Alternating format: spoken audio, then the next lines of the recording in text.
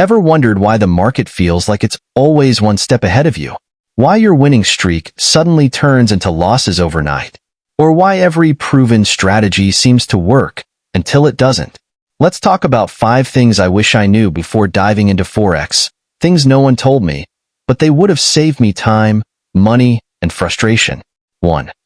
Currency pairs have personalities, and they matter more than you think.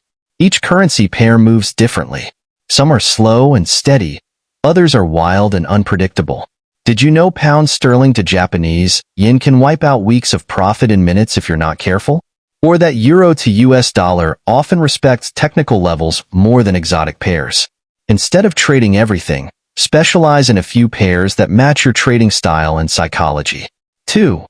The market is designed to reward patience, not activity. The biggest mistake? Thinking you have to trade every day.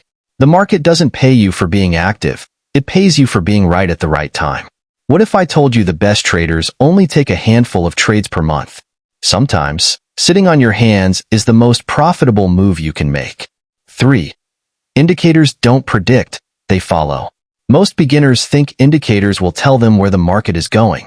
They won't. Indicators only show what's already happened. Ever noticed how price moves before your RSI or MACD reacts? Learn to read price action first and use indicators as confirmation, not decision makers. 4. The market moves on liquidity, not your technical analysis. Here's the truth.